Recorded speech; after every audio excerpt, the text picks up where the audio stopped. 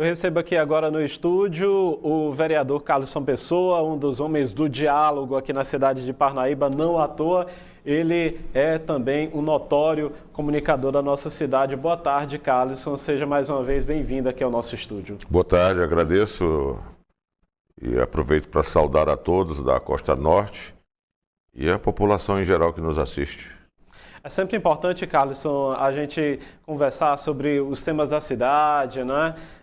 A evolução desse momento político que a gente está atravessando, e é oportuno bastante a sua visita aqui, fazendo assim uma avaliação da sua linha de atuação na Câmara dos Vereadores, logo após a sua saída enquanto presidente.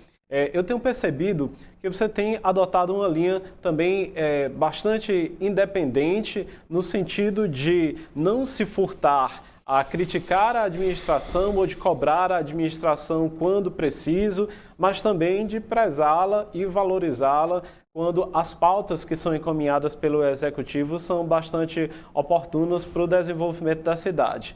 Eu vi agora recente, até mesmo uma exposição sua fazendo uma cobrança em relação ao concurso público, ao exame seletivo que foi previsto para a Secretaria de Educação e que havia a previsão, né, para os professores de Libras e que, mais uma vez, ainda não foi ratificado isso pelo Executivo. Na realidade, nós tivemos um debate, o teste seletivo, o projeto de lei foi trabalhado com audiências públicas e diálogos entre os poderes e algumas pautas, trazidas pela população para que a gente pudesse inserir nesse projeto que foi aprovado por unanimidade depois desses diálogos. São 120 vagas para a Secretaria de Educação, pedagogos com várias áreas. Depois foi inserido assistente social e psicologia, que é importante também, mas faltou intérprete de Libra, pedagogo e intérprete de Libra, que se faz necessário hoje.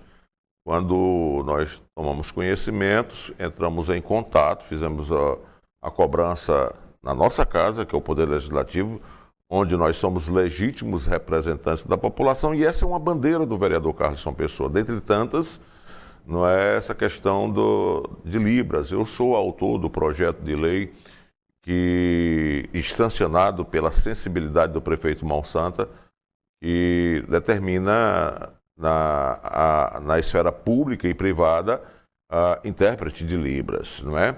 Então nós trabalhamos essa causa desde 2018, quando nós começamos com esse projeto de lei. E eu tenho uma preocupação. A Câmara Municipal de Parnaíba, para você ter uma ideia, foi a primeira Câmara do Piauí e a segunda do Nordeste ter intérprete de Libras nas transmissões. Então, tudo isso, e isso ajudou na comunicação. Nós temos que trabalhar sempre uma pauta do homem público, não pode deixar uma pauta do homem público a acessibilidade. Nós pecamos muito, nós retardamos muito na vida pública essas pautas importantes de acessibilidade. E Libras, não é, está aí, graças ao governo Bolsonaro e à primeira-dama Michele, fez com que despertasse o país para tal. Então, esse é o nosso papel. Nós já conversamos, depois do nosso pronunciamento, entramos em contato com a SEDUC. Tenho certeza que o prefeito Monsanta, com a sua sensibilidade, já determinou, fui informado por diretores da SEDUC, que já está sendo trabalhado, inserir no teste. Carlson, tem algumas pautas que parece às vezes que a gente não consegue avançar. Aqui, cotidianamente, a gente recebe ainda uma grande quantidade de reclamações na questão de calçamento, na questão de atendimento nos postos de saúde da família. Onde que você acha que ainda está o gargalo desses serviços públicos que deveriam já ter atingido uma qualidade e uma excelência? Bom, devo dizer que conheço a realidade de Parnaíba, melhoramos, avançamos, mas precisamos avançar mais.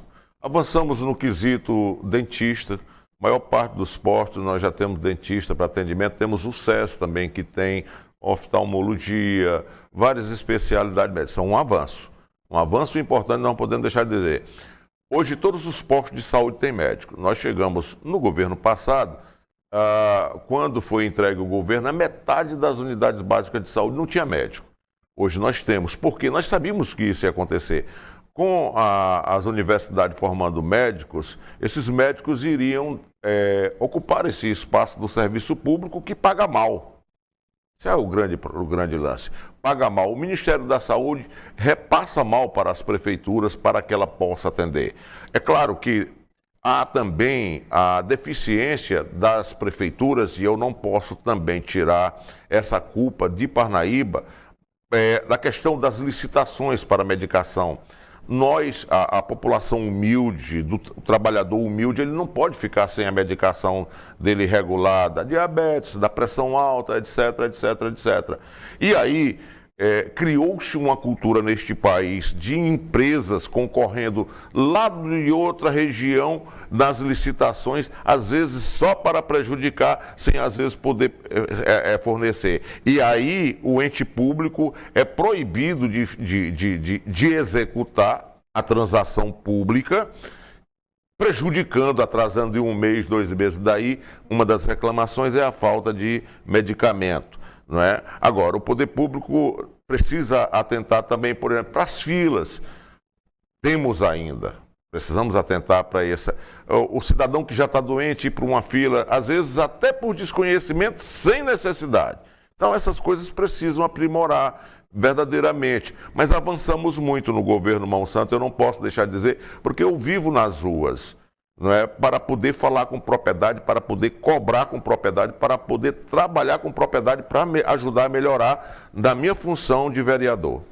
Não é um tema que diz respeito única e exclusivamente aqui à cidade de Parnaíba e à sua legislatura, mas como comunicador e o histórico, eu sempre vi você acompanhar, cobrar, levantar bandeiras em relação à ZPE de Parnaíba, Piauí, e em relação também ao porto, né, de Luiz Correia, que é o porto do Piauí. Na semana passada, o governador Rafael Fonteles fez ali a assinatura de ordem de serviço da dragagem do porto. Eu não visualizei se o senhor estava lá na solenidade, se acompanhou, mas como homem público, um legislador, né, também um cobrador dessas pautas, como que o senhor tem acompanhado isso? O senhor tem esperança que isso realmente saia do papel depois de perspectivas tão seculares em relação a esses temas? Tenho acompanhado com muito otimismo. Eu quero o bem da minha cidade, eu quero o bem do Estado. Eu tenho dito publicamente que estou muito otimista com as primeiras ações do governador Rafael Fonteles. Votei contra, eu sou uma oposição, eu diria que histórica ao PT, na Parnaíba e no Piauí, mas eu estou muito otimista com as primeiras ações. À medida que está descontentando os aliados, é sinal de que está começando no caminho certo, para poder mudar um pouco a forma de governar. Um jovem, inteligente, tem uma história, é respeitado nacionalmente, então estou acompanhando. Em relação ao porto, inclusive pré-datando para dezembro a inauguração, estou muito otimista que seja um porto pesqueiro para depois avançar.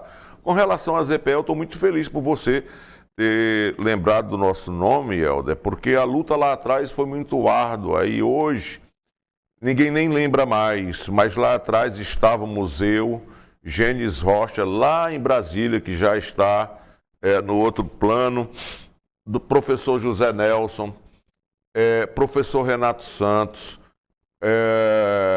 quem mais nós podemos citar aí para não falhar? Uma luta, eu como interlocutor na comunidade, doutor Lauro Correia, eles já estão todos juntos lá em cima, trabalhando, eu imagino que ainda atentos para a questão da ZPE. Avançamos, mas retardamos muito. Precisou mais vontade de governo para avançarmos.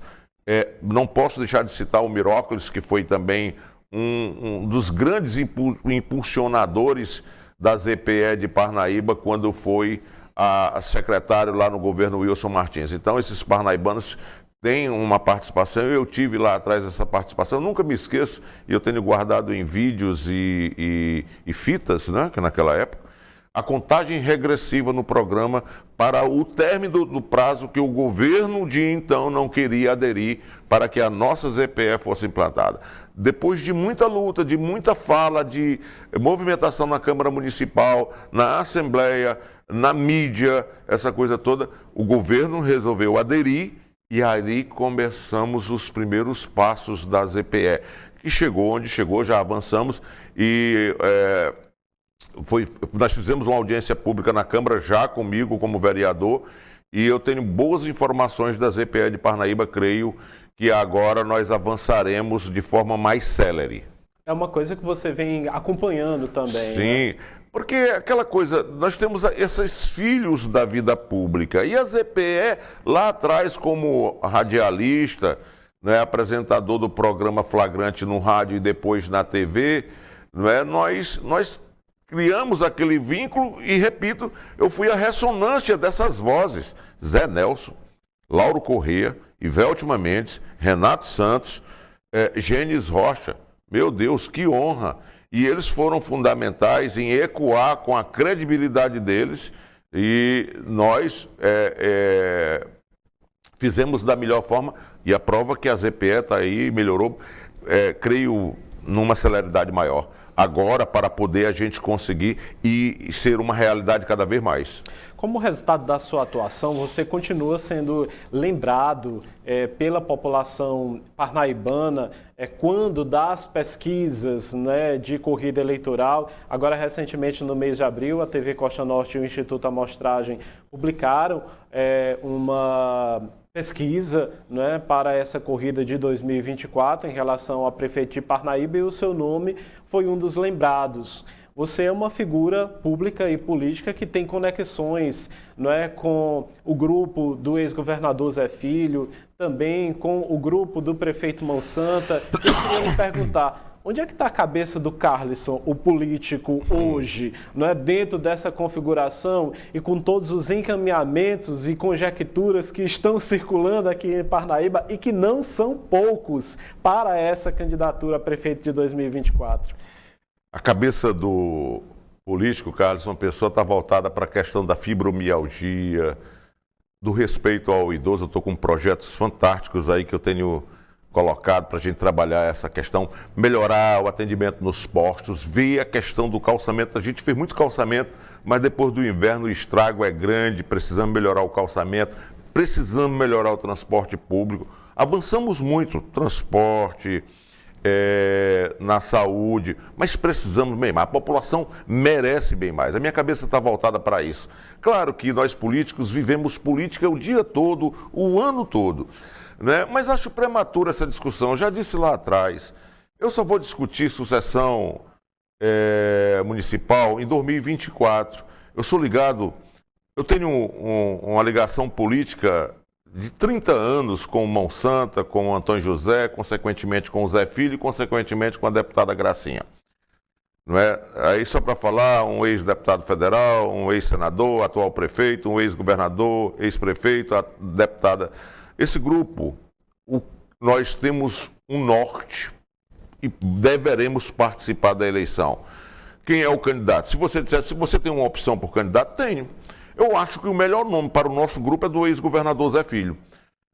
Experiente, empresário bem-sucedido, governador, deputado estadual, vereador, prefeito, tudo muito cedo, errou, mas acertou muito. Então, é o meu nome de preferência.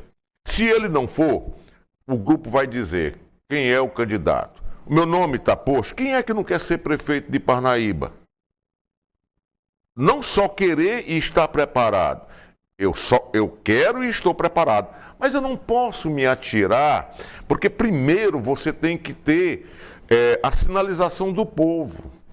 Ele é que deve sinalizar. A pesquisa me gratificou com 6, 7 citações espontâneas, prova de que, e nunca disse que sou pré-candidato, que vou ser candidato na mídia, em qualquer lugar. Mas tenho recebido isso com muita frequência. Mas eu devo dizer que só vou me manifestar em 2024. Por quê? Porque eu fui eleito para ser vereador e nós, 17 vereadores, temos que ter cada vez mais compromissos, e é o que nós temos de trabalhar pelas questões da cidade, que precisa do nosso trabalho para ajudar o prefeito Mão Santa, que vem fazendo. Eu estou muito preocupado com esse ano, inflação, desemprego, perspectiva meio nebulosa, um governo que ainda não disse a que chegou, é fato. Não é? Eu não apoiei o atual presidente, mas você fica sempre na expectativa. Mas, infelizmente, a perspectiva é dito por todos, é a pior possível. Então, assim, a gente tem que trabalhar para ajudar essa população que precisa, e precisa muito da gente. Prefeito, em 2024, se o Helder me convidar, eu virei aqui. Será o primeiro a saber se o grupo, o povo quiser, o grupo me aceitar.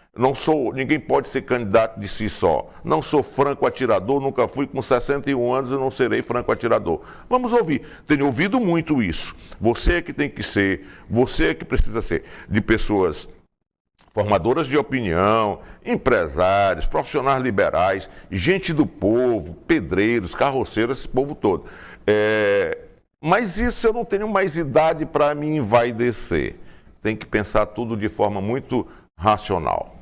Importante aí essa sua visão e entender que o senhor continua plenamente alinhado com o grupo que o senhor fez trajetória, né, e carreira política. Vereador, gostaria de agradecer aqui a sua participação.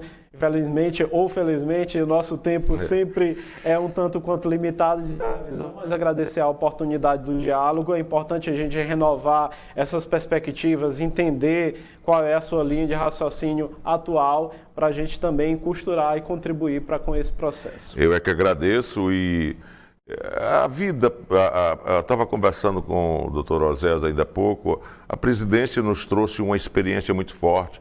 Hoje eu tenho um respeito muito forte dos meus opositores.